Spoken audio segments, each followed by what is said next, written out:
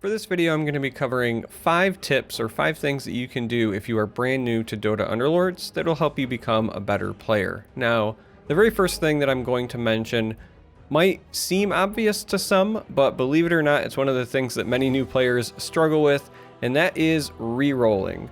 You do not want to spend your precious gold in the early game on too many re-rolls, if any at all. Now, it can be very enticing if you get a pair of units and you're trying to hunt for that 3-star unit to take a reroll or two. And let's be honest, it's kind of like pulling a slot machine. It's fun, and when it pays off, it feels really good, just like playing a slot machine. But the problem is also, like a slot machine, it's kind of designed to eat your money. And money is very, very important in DOTA Underlords. You use gold for absolutely everything, and so, as a result, one of the best ways that you can mitigate a bad game is to make sure that your economy in the game is nice and strong, right? So, DOTA Underlords is the kind of game where there are a lot of random elements. There are very few things that you can control, but one of the things you absolutely can control is how you manage your gold. Now, sometimes you're going to get some sweet win streaks and you'll be bathing in gold. Other times, gold might be hard to come by, but when you do get it, how you spend it, how you manage it is within your control, so mastering this is important. And one of the things that you can do early on is just fight that temptation to re-roll, because as I said, you use gold for everything in Underlords. You use it for buying XP, you use it for buying units, and yes, you do use it for re-rolls when the time is right, but in the early game, I really do not recommend doing much, if any, re-rolling at all. Sometimes it's going to feel bad. You're going to take losses. You might lose half your health. Don't panic. Health is a resource. It's there for you to use and abuse. Whether you win with 100 health or 1 health, a win is a win is a win is a win.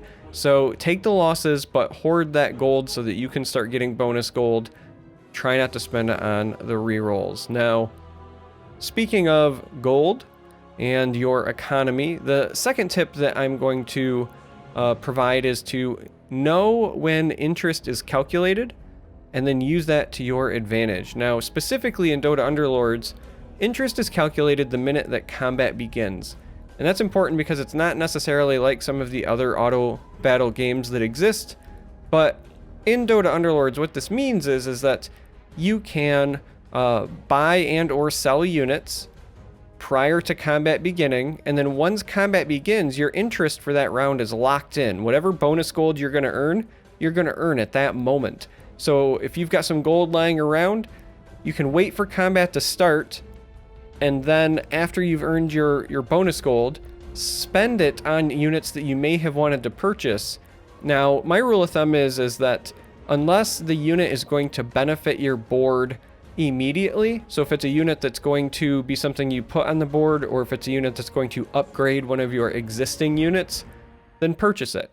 But if it's not going to benefit you immediately, if it's a unit that you're still going to buy, but you're going to put it on your bench to save for later, maybe to try to fill out an alliance at some point, maybe it's a second unit and not a third, so you're not upgrading, you can wait till combat starts, let that interest lock in, and then spend your money, move things around, do your management while the combat is going on. So know when interest is calculated so you can take the most advantage of it and earn that bonus gold.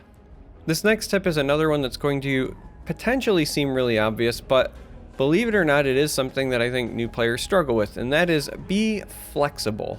And I recommend this for a couple of reasons. First, you're gonna, as you get into the game, hear people mention certain endgame compositions that they are aiming for. They're gonna say, like, I try to go for 6 mages, or I try to go for 4 trolls, or whatever the current meta is. There's gonna be things that people talk about, and this is what they aim for. And it's fine if you end up with those. You can try to force those builds, only hunting for those units, and there are plenty of people who do. However, you will find yourself sometimes performing very well, even winning games with some unorthodox compositions, if you just kind of take what the game gives you. If you want 4 trolls, but you're just not seeing trolls, but you're seeing a lot of assassins or a lot of mages, like, take the hint. Buy what is being given to you in abundance, use that to your advantage, and not only as a new player will you just have better games. Because again, one of the things about Underlords is that you don't have to win every game. You're going to progress, you're going to do well just by being consistent. So, you know, if you play 3 games and you get 3 second places, that's a lot better than 1 first place and, you know, a 7th and an 8th, right? So winning is fun, winning is the goal, but you also want to mitigate bad games, and you can do that by being flexible, and sometimes you'll just discover a new composition. That's the other reason why I recommend this very much for new players, because you're likely still learning the game, you don't know how the different compositions interact, and one of the best ways to learn is through experimentation, and you will do that, you will experiment more if you're trying to be flexible and focusing on that as opposed to like, I just want hunters and so I only buy hunters sort of thing. So this is something that I absolutely recommend, and it's something that I try to do even now, despite having played an awful lot of the game.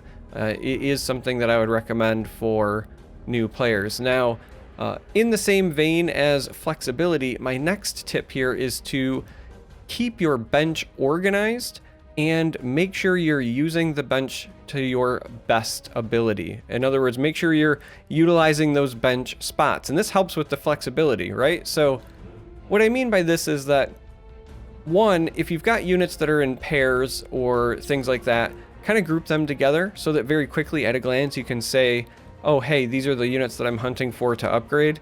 Maybe in a different section of your bench, however you choose to organize it, you might have units that you are saving for filling certain alliance spots, or units that are kind of like nice to haves if you get more of, but you're not locked into them, so you can sell them quickly if you need to, because there's going to be points in the game where you're going to have to make a split decision. You're going to have to say, okay, I want this unit, but I don't have room on my bench. What are the ones I can sell, feel good about selling to make room for this unit? And having an organized bench will help with that. Another situation that will come up is you're going to, you know, be 1 or 2 gold short of earning bonus gold from interest, and you're going to say, okay, are, you know, these units worth keeping? Is there anything I can sell to get that 1 bonus gold this round? Again, an organized bench is going to let you know that far more quickly and efficiently, so keeping your bench organized is important, but also use those spots. So if you've got like 37 gold and buying a couple units from the shop is not going to take you below 30 gold, and you've got space on your bench, buy some units. You might end up getting pairs on the next round, and then you could run into a 2-star by accidentally having bought those units before. And if you don't, it's no harm, no foul. You can just turn around and sell them at the start of the next round to get that value back. But use the bench. The bench is a resource as well. It helps you with that being flexible. So again, if you know you really want to go knights, let's say, because that's your favorite build, but you keep seeing mages, buy up mages and let them sit on your bench. And if you end up finding your knights or your trolls or whatever it is that you want, then you can sell those mages. But if they keep not coming and you keep ending up with mages, then you're going to be rewarded because you were buying and kind of holding on to what the game was throwing at you at the time. So there's going to be a bit of a learning curve as you try to figure out exactly what units to hold on to, what ones to not hold on to, when to sell them to make sure you're getting your bonus gold from interest, when it's worth holding on to them, etc., etc. There is a curve there, but your bench is a resource. Keep it organized, make sure you're using it, and you will do much, much better just long term. It's a great rhythm routine to get into. I highly recommend it. Now, my last tip for new players, because I think that it's very common when you are learning a game to focus on yourself, and rightfully so, and your own decisions and your own play, but there are some other things in the game you want to pay attention to. Specifically, my last tip here is pay attention to the rounds, specifically the numbers, and the opposing player levels. Now, what I mean by that is that first of all, in Dota Underlords, there are certain rounds where you go up against NPCs, you go against the AI, and that is when you earn items, essentially, right? You get your 3 rounds in the beginning, but after that, you have golems on 10, wolves on 15, again at 20, 25, 30, etc. So paying attention to which round it is important, because there might be a time where you're thinking about leveling up, but if your team as it exists can already beat the NPCs that are coming, and you're going into an NPC round, don't spend your gold to level up at that point. Take the interest and then level up after the NPC round, for example. So if you're paying attention to the rounds, you won't say like level up just going into wolves and then lose out on, you know, 1 or 2 bonus gold in interest. Similarly, paying attention to opposing player levels is very important, because there's going to be a cadence. As you play the game, you're going to kind of figure out there are certain points in the game where most players traditionally level up, and specifically when they start paying gold to level up. But not everybody does it every time, and you might actually benefit from not leveling up yourself. So I'll give you an example. If you have a bunch of players that are level 6, and you would normally be leveling to level 7, but you notice nobody else is doing it, there's kind of no reason for you to do it unless you're protecting a win streak. Now, it's always worth leveling up kind of on time or following that cadence if you are protecting a win streak, because a win streak represents bonus gold as well.